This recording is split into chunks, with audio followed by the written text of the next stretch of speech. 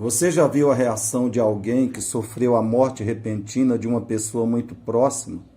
Filho, ou pai, mãe, ou cônjuge? É uma das cenas mais dolorosas.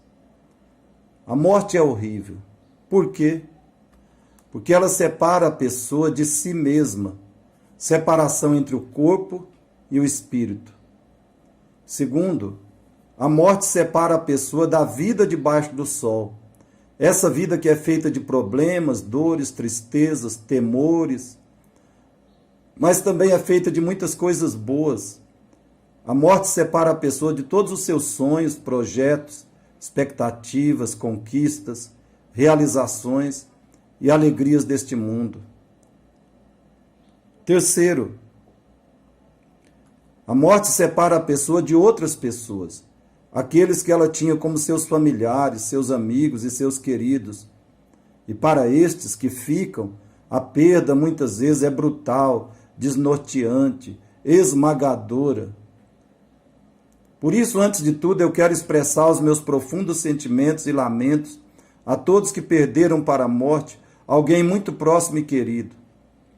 Que Deus lhes conceda conforto e forças para continuarem a viver o que chamamos de vida normal.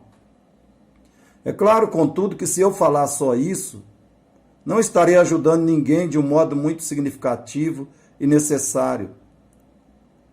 Principalmente eu quero dizer a você que a morte tem uma solução, somente uma. A morte tem um remédio, apenas um.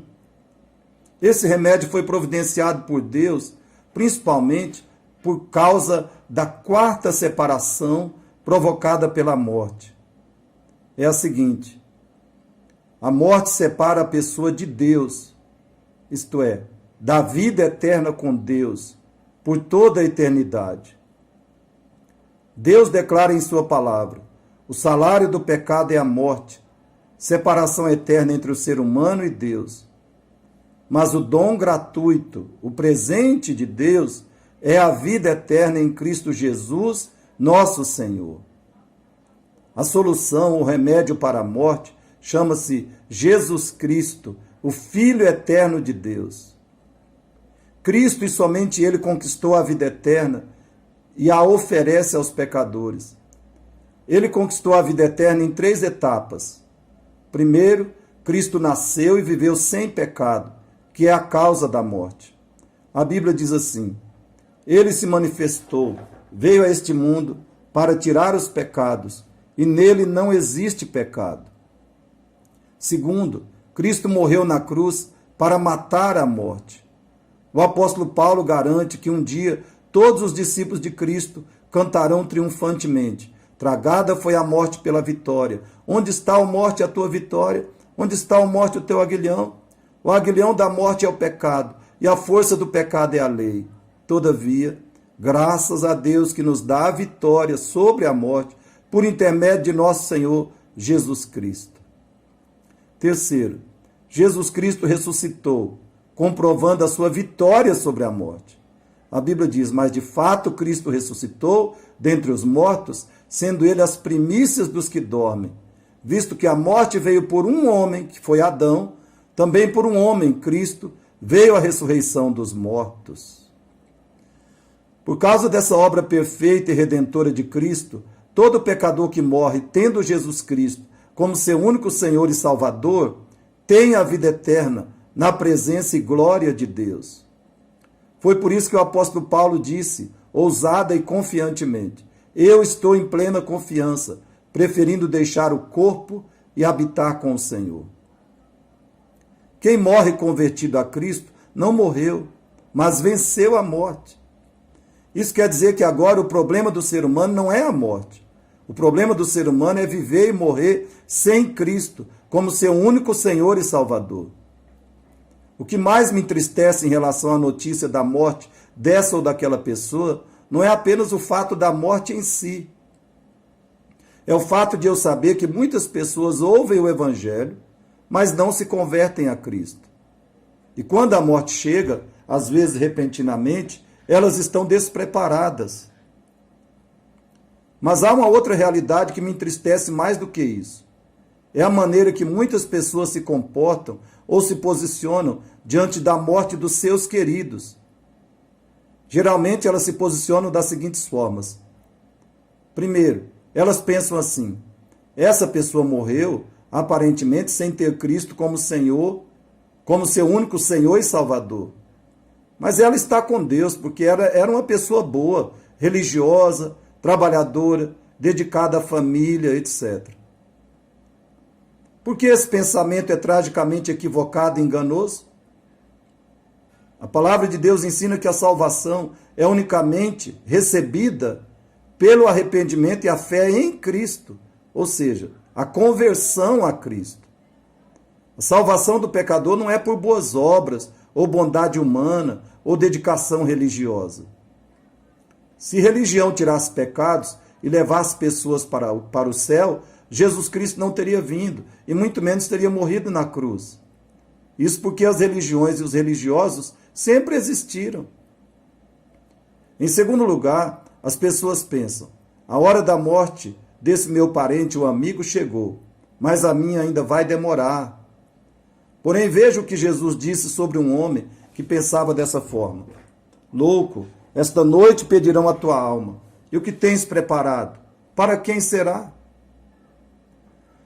Se milhares de pessoas morreram repentinamente, por que isso não poderia acontecer comigo ou com você? Terceiro, as pessoas pensam: eu já estou preparado porque tenho minha religião, não pratico pecados graves e Deus é amor, não me deixará ir para o inferno. Se isso fosse verdade, o apóstolo Paulo não teria de se converter a Cristo, porque ele, Paulo, era o religioso mais dedicado e fiel à sua religião. Não cometia nenhum pecado grave.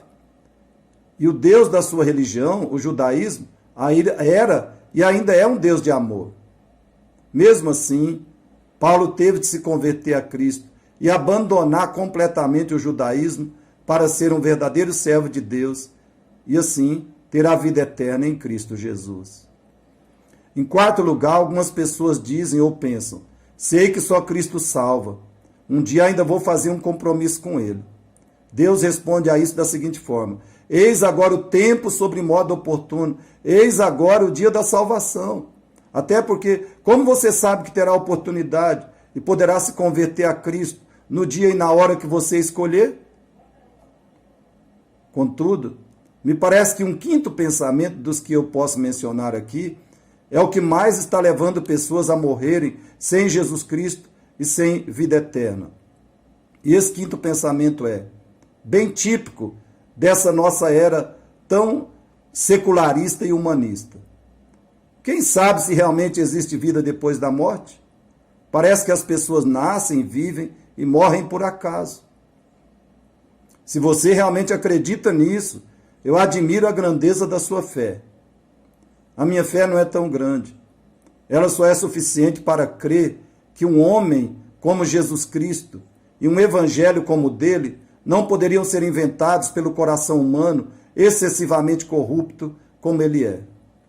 Querido, a palavra de Deus mostra que todas essas ideias e outras que impedem as pessoas de obedecerem a Cristo são apenas formas que os homens enganam a si mesmos e são enganados por Satanás.